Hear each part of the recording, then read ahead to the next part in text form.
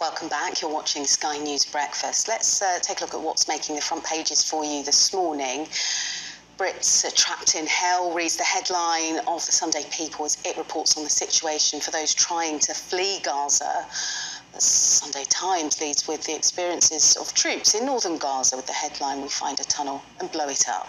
The Met Police advisor led the River to Sea chant. We spoke about this earlier. It's the front page of the Sunday Telegraph as they look at recent activity at pro-Palestine protests. For the Sunday Express, it's leading with a Holocaust survivors' reaction to those marches. We'll be talking about that shortly. And the Observer, well, it looks at government proposals to broaden the definition of extremism. In other news, the front of the Sunday Mirror is leading on Russell Brand, while the Sun on Sunday looks at the criticism. This is directed towards Disney's newest TV drama, which recreates the 7/7 bombings. Now, Labour mulling a robot tax for firms replacing staff on artificial intelligence. That reads the Telegraph. So we'll be taking a look at that with our guests. And then take a look at this. It's the Star, the lamb shank redemption. The front page of the Daily Star, it's reporting on a sheep that's been rescued after being stranded on a cliff for 2 years. And if you want to see any of those front pages again, you can scan the QR code. It will take you to the press review. That's on the Sky News website, so do take a look at that. And of course, joined by our wonderful guests, it's Gemma Forte and Francis Dearnley. Thank you so much for joining us today. We've got a lot to get through, but we will start with the Mail. This has been an interesting story because it's talking about Sir Keir Starmer's leadership. Is this potentially in a bit of a wobble over his positioning over ceasefire, because there are a lot of ministers that have resigned? What do you think, Gemma? Because this could have been a moment for Sir Keir Starmer potentially to be seen as this statesman, Prime Minister in waiting. Absolutely, and so far he's been riding high in the polls for a long time. I think we are at a stage where most of the country are looking at him and thinking he is going to be the next Prime Minister.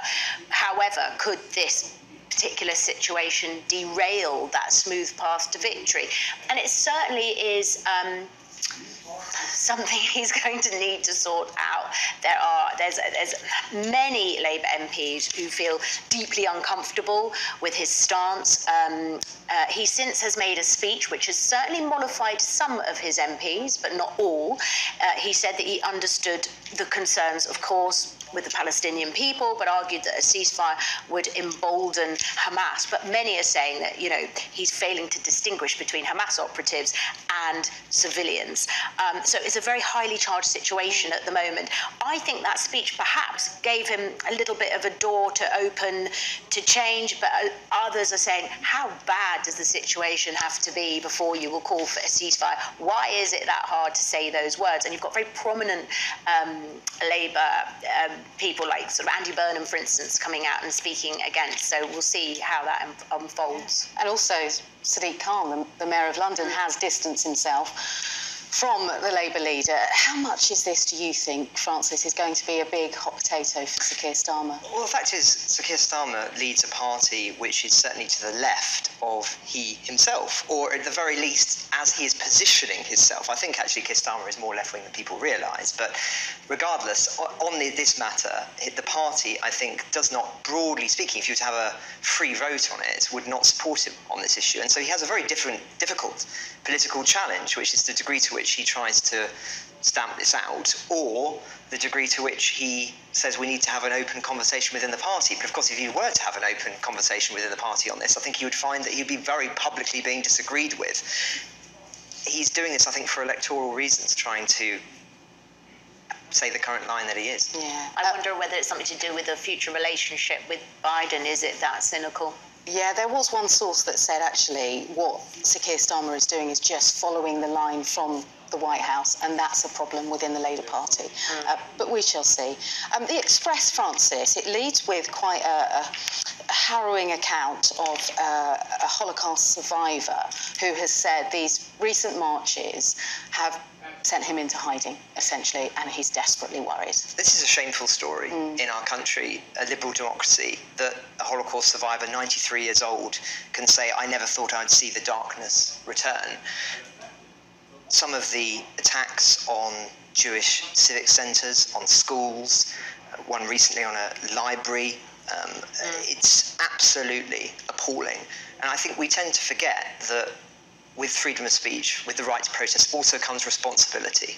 And what we have seen in recent weeks, I think, has been extremely distasteful in many instances.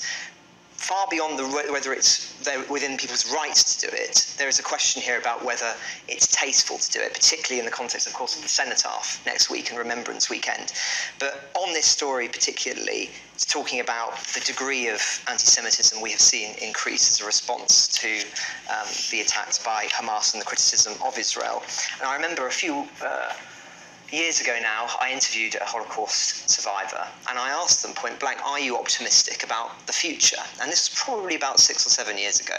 And they said yes, because I can never see the kind of divisive politics that I grew up with in the 1930s return.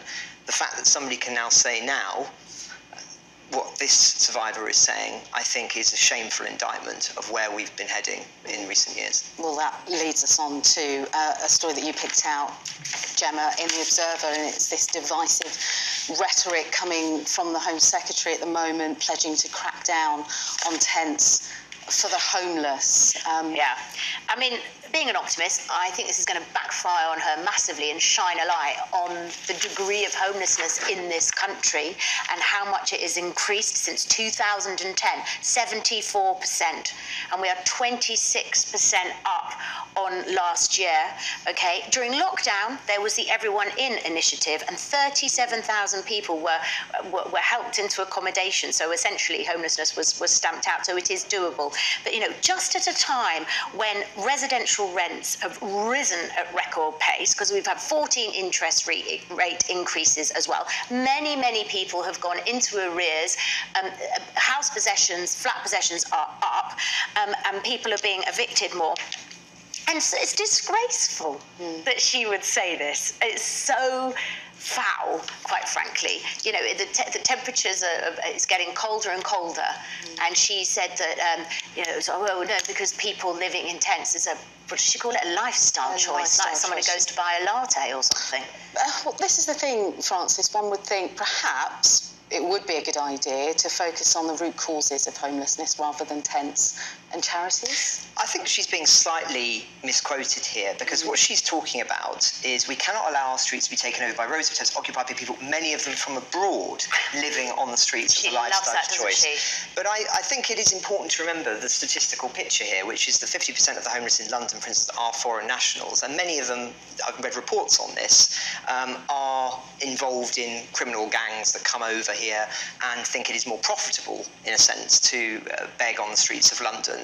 And so I think she's really talking about that in particular with these remarks, but nonetheless there will be criticism for the reason we've Well, of course, campaigners outside the Home Office saying that she's stirring up hatred, and we shall see how that plays out. Shall we move on? This is quite a curious story in the Sunday Telegraph, Frances, because we've been speaking quite a lot about artificial intelligence. No least, Elon Musk was in the country talking to our Prime Minister. But talk to me about how Labour would like to bring in a robot tax. Yeah, so AI isn't just going to destroy the world, it's going to take our jobs too. It's really interesting, this. I think there's a degree to which the issue is so complicated that many people switch off and glaze over when they hear about AI. People feel like it's over there in the distance. Exactly. How close is it? Well, this is the issue, is that actually the Goldman Sachs, I think, is saying that it could replace 300 million jobs in the coming years. So actually this is a pressing issue, and there are degrees of discussion on it. Some people believe that as a response to the liberation brought by AI and by robots, that there'll have to be a universal basic income, and that in a sense we all will be able to have our feet up at home and the robots and the AI will do it for us. I think that's a rather naive view, personally. I think that what we're going to see is that if we're freed up in some ways, that will work into others, particularly in a tenser geopolitical environment with China and other countries who will not be sitting on their hands, even if we in the West are. Well, here's a story to warm all of our hearts, and it comes from the Daily Star, and it's the story of the the loneliest sheep in the world that was rescued after 2 years on the side of a cliff. Yes, the Lamb Shank Redemption. Well done, the Daily Star, for that. And it says, would you believe it, etc. So yes, this is a true story of this sheep that was stranded on a cliff. Nobody could get to it for years. Somebody went past the cliff on a kayak and took a photograph of it, and there was a lot of people who were really concerned. They've managed to winch the sheep off the cliff, and apparently the sheep was delighted to see people and has been reunited with humankind, and isn't alone anymore. Well, personally, I think the idea of 2 years on a cliff, given these rather pessimistic headlines, sounds quite appealing. Absolutely, that's what we were just saying, that I wouldn't mind. And the look of the face of that poor sheep is saying to me, giving me vibes that you should have just left me there. All's wool that ends wool. Oh, thank you so much. We'll leave it there. It's been such a pleasure to have you both in the studio today, Gemma and Francis. Thank you so much.